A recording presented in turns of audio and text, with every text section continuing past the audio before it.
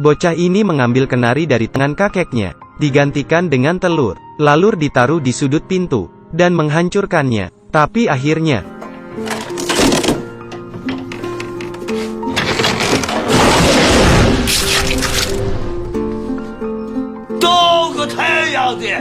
mengapa kata kotor sederhana itu terasa sangat rumit dikatakan? Beberapa hari yang lalu, di malam hari, putra Laoyang, yang telah lama pergi akhirnya kembali. Dia bahkan membawa seorang menantu bule, dan cucu bule untuknya. Melihat ini, Laoyang tertegun. Mulut Laoyang sangat kasar, tapi akhirnya dia membuatkan mereka mie yang disiram minyak wangi. Keesokan paginya, Laoyang melihat uang ratusan yuan di atas mejanya. Cucunya turun dari tangga, memberikan dia sebuah surat. Di surat, anaknya berkata dia akan berpergian, lalu memintanya menjaga anak ini beberapa hari. Laoyang sangat kesal, segera mengunci anak di dalam rumah, naik ke motor, mengejar putranya. Ternyata dia sudah terlambat. Bocah ini bernama Brooks. Dia kesulitan memanggil namanya, jadi dia dipanggil Bud. Ketika Brooks ingin ke toilet, tapi dia tidak terbiasa. Brooks bersikeras tidak mau menggunakan toilet ini, namun Laoyang khawatir bocah ini akan buang air kecil di dalam rumah. Laoyang buru-buru menyalakan dupa, menutupi hidungnya dengan syal. Keesokan harinya, anak itu marah lagi. Laoyang mencarinya kemana-mana, namun dia tidak menemukannya. Laoyang takut dan tekanan darahnya mulai tinggi. Tiba-tiba Brooks mengeluarkan suara. Walaupun dia berbicara begitu, tapi Laoyang pergi ke sebuah toko kecil. Tidak ada makanan seperti ini di sini. Namun tante toko cukup pintar, membuatkan hamburger ala Chinese. Laoyang akhirnya tahu, bukankah itu hanya sepotong daging. Meskipun dia dan cucunya sangat perhatian, tapi mulutnya masih saja kasar.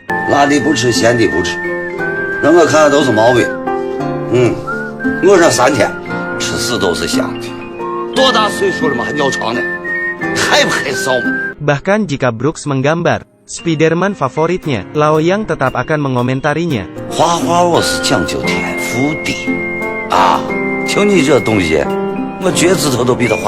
Hari ini Laoyang menyadari Brooks memperhatikan mie yang dia makan. Dia ingin Brooks mencobanya. Ternyata bocah ini menolaknya. Laoyang tidak bisa mengerti, bagaimana dia bisa menolak mie berminyak ini?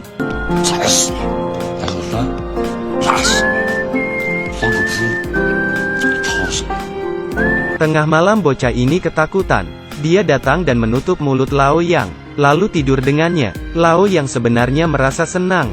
Keesokan harinya mulut Laoyang masih sangat kasar, berkata jika bocah ini terjatuh, tidak akan yang menolongnya. Dia kemudian mencari sebuah batu besar, menutupinya, khawatir Brooks akan terjatuh ke bawah. Mereka sudah bertengkar selama beberapa hari. Tidak disangka ternyata cucu ini memiliki temperamen yang besar. Merasa tidak senang, dia mengambil tas dan ingin pergi.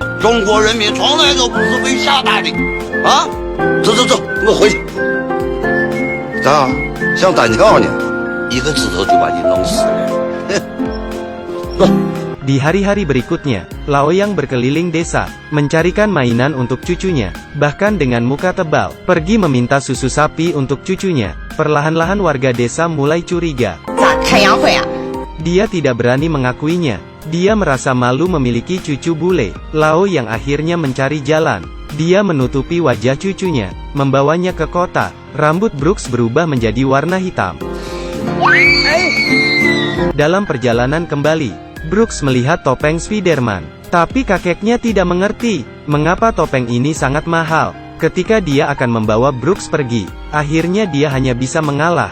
Seminggu kemudian, Brooks masih ingin memecahkan kenari di tangan Laoyang. Ketika mengejarnya, kakeknya tidak sengaja menginjak mainannya. Itu benar-benar menghancurkan hati Brooks. Laoyang pergi ke kota, membeli semua mainan Amerika, dan tidak menemukan Spiderman. Kali ini cucunya benar-benar kesal, memegang selimut dan tidur di tempat lain.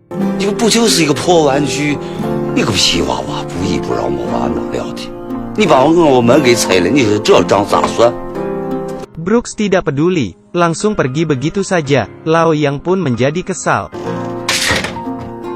Demi cucunya, Lao Yang menunjukkan skillnya. Dia adalah seorang seniman bayangan terkenal. Hanya saja karena tidak terkenal lagi, Lao Yang pun pensiun. Melihat mainan Spiderman yang rusak, Lao Yang menggambarnya. Mengambil beberapa pisau, mengukirnya, membuat pakaian Spiderman, memberikan warna. Setelah semua bagian siap, memasukkan benang, sebuah mainan kertas. Spiderman boneka bayangan lahir. Keesokan harinya ketika cucunya bangun, melihat Spiderman di dekat bantal, kekesalan kemarin akhirnya memudar. Dia mulai memainkannya. Sejak saat itu, kakek dan cucu tidak lagi saling membenci. Di malam hari, Lao Yang akan memegang Sungokong, dan Brooks memegang Spiderman. Memulai peperangan yang belum pernah terjadi sebelumnya. Lao Yang juga akan mengajari Bud menggunakan sumpit, demi agar Brooks bisa minum susu. Lao Yang secara langsung membawa sapinya pulang ke rumah. Bud juga akan mengajari Lao Yang bahasa Inggris. Kelihatannya kakek dan cucu sangat gembira. Lao Yang akan menggunakan sepeda, membawa Brooks berkeliling. Dia tidak lagi merasa malu. Mereka juga membuat janji. Di tahun baru, mereka akan makan bersama, bahkan melingkarkan jari mereka. Keesokannya Lao Yang membuka lubang itu, memberitahu cucunya, lubang ini sangat dalam. Kedalamannya bisa sampai ke Amerika. Jika kamu merindukan kakek, kamu bisa berteriak, dan kakek akan mendengarnya.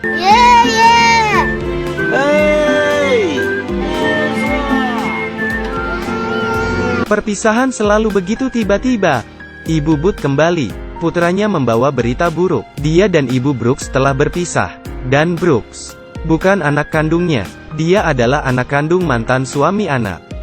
Lao Yang meminta putranya jangan memberitahu Brooks, karena dia ingin membawa Brooks melihat pertunjukan. Lao Yang bermain di atas panggung. Bud di luar panggung merasa senang. Tapi kesenangan ini hanya sementara. Ibu Brooks membawanya pergi. Brooks tidak rela, namun dia terpaksa. Putranya datang mengucapkan selamat tinggal padanya, menyanyikan permainan bayangan, meminta pemain di samping menyerahkan semua padanya. Putranya mengerti, ini adalah hadiah untuk Brooks. Mobil pun melaju pergi. Lao Yang meneteskan air matanya. Sejak saat itu, di halaman Lao Yang, hanya ada bayangan dirinya sendiri. Hidup sendirian, makan sendirian, membersihkan sendirian. Dia sudah terbiasa menutup lubang itu. Ketika merindukan Brooks, dia akan membukanya kembali, mencoba mendengar, apakah ada suara Brooks di dalam. Setengah tahun berlalu, di dalam mimpinya, dia mendengar suara Brooks. Tiba-tiba telepon berbunyi, ternyata itu Brooks. Kemudian, pintu terbuka, Brooks berdiri di luar pintu. Lao Yang sangat gembira, dia segera memeluk cucunya. Film berjudul Cucu Datang dari Amerika. Film tentang konflik dan kontradiksi, tapi salah satu cuplikannya mengakhiri konflik.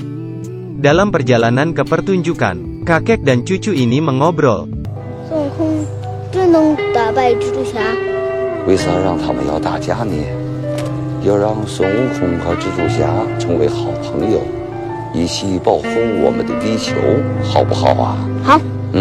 Di dalam keluarga, semua kontradiksi dapat diselesaikan, entah perbedaan antara Cina dan asing, atau perbedaan usia, dan di depan cinta darah lebih kental dari air, bisa menghilangkan perbedaan ini. Ini adalah perasaan yang paling berharga di dunia, juga akan menemani kita melewati hidup. Baiklah, saya Cumen. Bagi teman yang suka, silahkan di-share.